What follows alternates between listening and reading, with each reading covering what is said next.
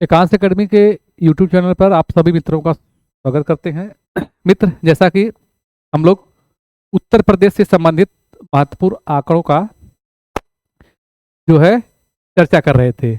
आज हम लोग देखेंगे उत्तर प्रदेश में कला, संगीत, नृत्य, उत्सव, मेले, पर्व और बोलियां। हम लोग देखेंगे कि उत्तर प्रदेश में कौन सी कला, इसका चैप्टर आपको अभी लंबा रहेगा, ठीक है। लेकिन इसमें जो कुछ महत्वपूर्ण तथ्य हैं मैं आपको जो है अपने इसके जो है व्याख्या के रूप में आपको मैं दे रहा हूं। तो यहाँ पर देखेंगे कला, संगीत, नृत्य, उत्सव, मेले, पर्व और जो बोलियां हैं। सबसे देखेंगे उत्तर प्रदेश में संस्कृत विभाग। अब देखिए, कल्चरल संस्कृत विभाग की स्थापना अगर पूछता है कि उत्तर प्रदेश में संस्कृत विभाग की स्थापना कब हुई थी, 1957 में संस्कृत विभाग की स्थापना होती है। अब संस्कृत विभाग की स्थापना क्यों होती है कि भारत एक सभ्यता संस्कृति वाला देश है। यहाँ पर हर एक राज्य का अपना एक बोली है, अपनी एक भाषा है, अपनी एक जो है सभ्यता है, संस्कृति है। उस चीज को बनाए रखने के लिए, बचाए रखने के लिए, ताकि हमारी सभ्यता जो है वो नष्ट न हो, इसके लिए अपने अपने जो है प्रदेश में ऐसे ऐसे या इन जो है विभागों की स्थापना हुई है। तो इसी क्रम में उत्तर प्रदेश सरकार द्वारा या उत्तर प्रदेश में संस्कृत विभाग की स्थापना कब होती है, 1957 में। अब दूसरा है, अब यहाँ पे देखेंगे प्रदेश के प्रमुख सांस्कृतिक क्षेत्र, अर्थात वो कौन से ऐसे क्षेत्र हैं जहां पर सांस्कृतिक कार्यक्रमों का महत्वपूर्ण रूप से संवेदन होता है, अभिवादन होता है या उनका प्रचलन है। तो ऐसे क्षेत्रों में देखेंगे ब्रज क्षेत्र है, अवध, बुंदेलखंड, रुहेलखंड और भोजपुरी क्षेत्र। ब्रज क्षेत्र आपका अगर देखा जाए तो ब्रज क्षेत्र आपका जो है मथुरा, अवध उसी के आसपास में है, बुंदेलखंड जो आपके उत्तर प्रदेश के पश्चिमी क्षेत्र में है, आपका रुहेलखंड और भोजपुर क्षेत्र अर्थात उत्तर प्रदेश के महत्वपूर्ण जो भाषा है भोजपुरी। ऐसे क्षेत्रों में सांस्कृतिक क्षेत्र को शामिल किया गया है। यहाँ देखेंगे उत्तर प्रदेश में स्थापत्य जो है कला के प्राचीनतम अर्थात किस समय के, मौर्य कालीन के नमूने प्राप्त होते हैं।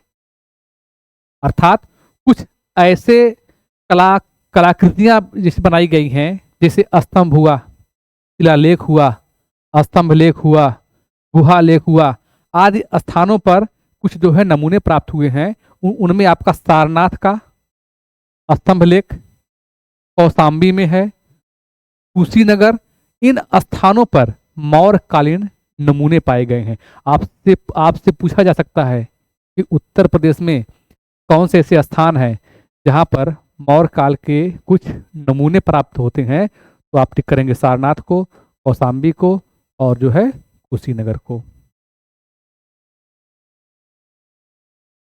ठीक है। अब देखेंगे मंदिर निर्माण का विकास। सबसे इंपॉर्टेंट चीज क्वेश्चन यहां से पूछा जाता है कि मंदिर निर्माण का समय किस राजवंश या किस वंश या किसके समय में सबसे अधिक हुआ था। तो गुप्त काल में उत्तर प्रदेश में मंदिर निर्माण की कला का विकास कहाँ से हुआ था, गुप्त काल में हुआ था। गुप्तकालीन जो है मंदिरों के साक्ष्य अगर पूछता है कि गुप्तकालीन मंदिरों के साक्ष्य किस जिले में पाए जाते हैं, तो झांसी, और झांसी में कहाँ पर, देवगढ़ नामक स्थान पर।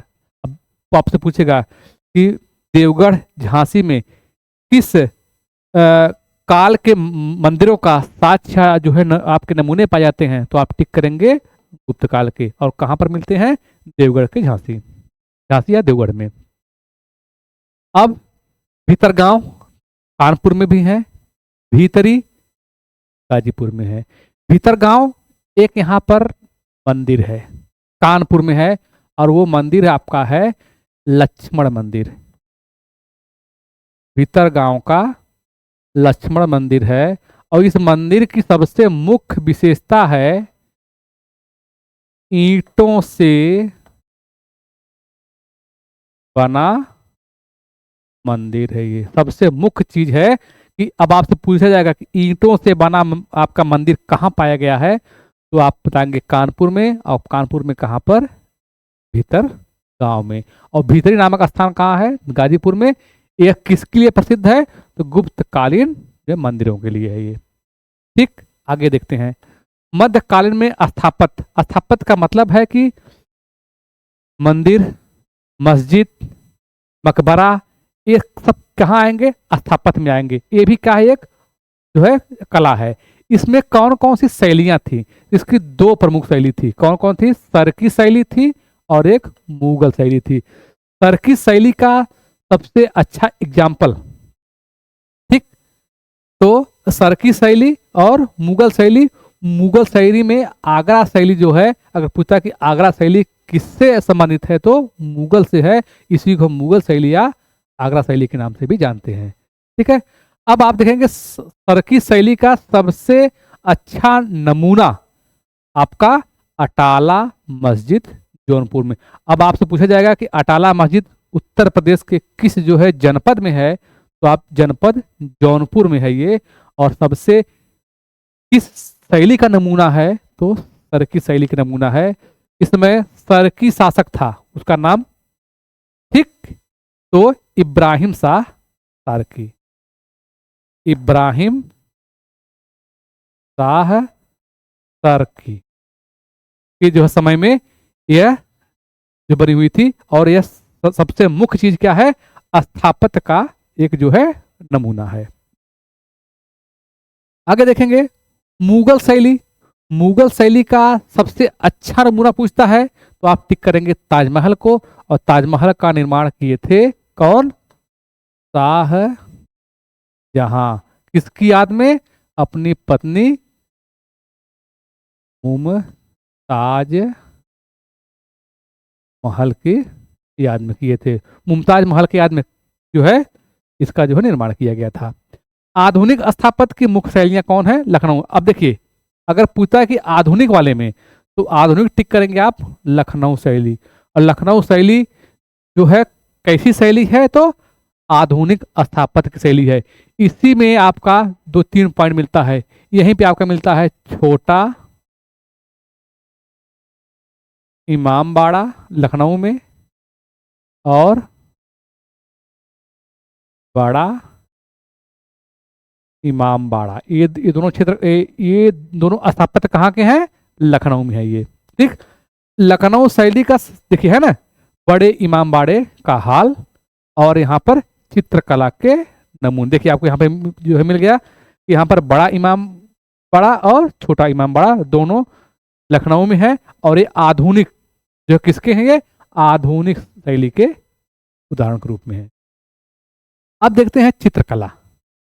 चित्रकला से तात्पर्य क्या है? चित्रकला से तात्पर्य है कि तालपत्र पर, कागज पर, कपड़े पर बनी हुई कला को चित्रकला कहते हैं। लेकिन यहां दिया है प्राचीनतम नमूने।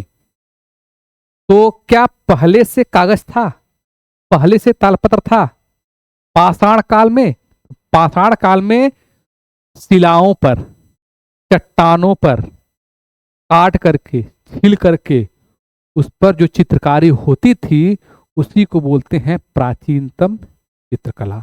अब ऐसा साक्ष्य, इसके नमूने उत्तर प्रदेश के मिर्जापुर, सोनभद्र का सोनकढ़ा व लिखनिया दरी, मानिकपुर, जोगीमारा, होशंगाबाद, रायगढ़ आदि स्थलों से पाए गए हैं।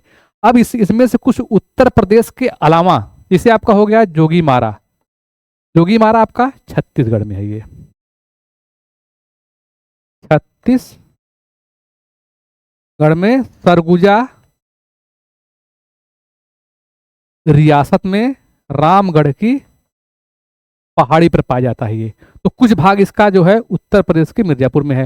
होशंगाबाद ये आपका है मध्य प्रदेश में। अब पूछा कि होशंगाबाद की खोज किसने किया था? तो इसे किए थे मनोरंजन घोष ने किया था लगभग 1900 1922 में। तो इसकी खोज किए थे मनोरंजन घोष ने होशंगाबाद के। ऐसे क्षेत्रों से हमें चित्रकला के जो है नमूने या नक्शे प्राप्त किए गए हैं। और ये किस पर पाए गए थे? शिलाओं पर, चट्टानों पर पाए गए थे। इसके बाद हम लोग देख रहे हैं मध्यकाल की प्रमुख चित्रकला की शैलियां। देखिए शैली क्या है? शैली में मुगल, अभी आपको बताया गया, मुगल मतलब आगरा की शैली, मथुरा शैली, जो मथुरा में आपका जो है आपका भरत शैली और बुंदेली शैली, ये 3 शैलियां चित्रकला के मध्यकाल की सबसे मुख्य शैलियां हैं। अब देखेंगे मुगल शैली में चित्रकला शैली की नींव रखी थी किसने? तो इसकी नींव रखी थी हुमायूं ने। और हुमायूं किसका पुत्र था? तो बाबर का। हुमायूं का अर्थ क्या होता है? भाग्यशाली, भाग्यशाली। और इसके बारे में जो है बताया जाता है कि यह उतना ही अभाग्यशाली था कि पूरे जीवन लड़खड़ाता रहा और लड़खड़ा करके सीढ़ियों से गिरकर इसकी जो मृत्यु होती है। और यह शब्द किसने कहा था? लेन पुल द्वारा। और ये कौन सी सीढ़ी थी? तो शेर ए मंडल की सीढ़ियों से गिर करके हुमायूं की मृत्यु होती है। और यह बाबर का सबसे बड़ा पुत्र था ये। ठीक, अब देखिए मुगल चित्रकला शैली का स्वर्णकाल, तो आप टिक करेंगे जहांगीर। अब जो है जहांगीर किसका पुत्र था? तो ये था आपका अकबर का पुत्र था। और जो है जहांगीर का जो है बचपन का नाम क्या था? सलीम। इसको जो है अकबर शेखू बाबा कहकर भी जो है पुकारता था। ठीक है, इसको आप लोग एक बार नोट करते चलिएगा। चलिए, काशी नरेश के संरक्षण में विकसित चित्र शैली कौन सी थी? अपभ्रंश। अपभ्रंश का मतलब क्या होता है? अपभ्रंश का मतलब है टूटी फूटी।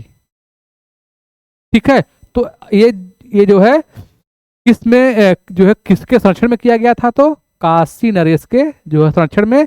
और एक और शैली थी आपकी कंपनी शैली। कंपनी शैली को हम क्या कहते हैं? पटना शैली के नाम से भी जाना जाता है। कंपनी शैली का एक अन्य नाम क्या है? तो इसे हम पटना शैली के नाम से भी जानते हैं।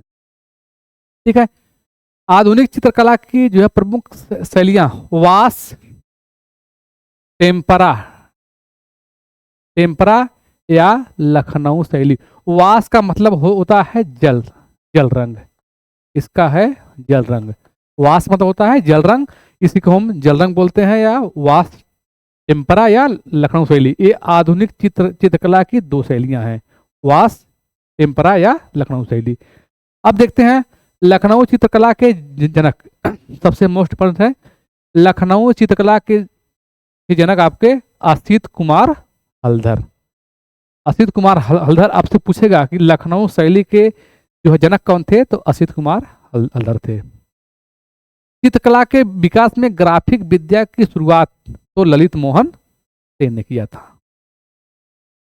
ठीक, अब लास्ट पॉइंट आपका है, चमन सिंह ने चित्र मूर्ति कला पर पुस्तक कब से लगभग कितनी लिखी है? तो 50 से अधिक जो चित्र और कला पर पुस्तकें चमन सिंह द्वारा जो है लिखा गया है। तो दोस्तों इसके आगे के जो है इसके आगे के मैटर को हम अगले वीडियो में देंगे। इस मैटर को आप लोग 1 से 2 बार जो है यहाँ पे, क्योंकि स्थापत्य और चित्रकला से क्वेश्चन आपके जो परीक्षा में पूछे जाते हैं, इसको आप लोग कम से कम 2 बार जो है रिवाइज करिए। ठीक है, और चैनल को लाइक करिए, सब्सक्राइब करिए। धन्यवाद।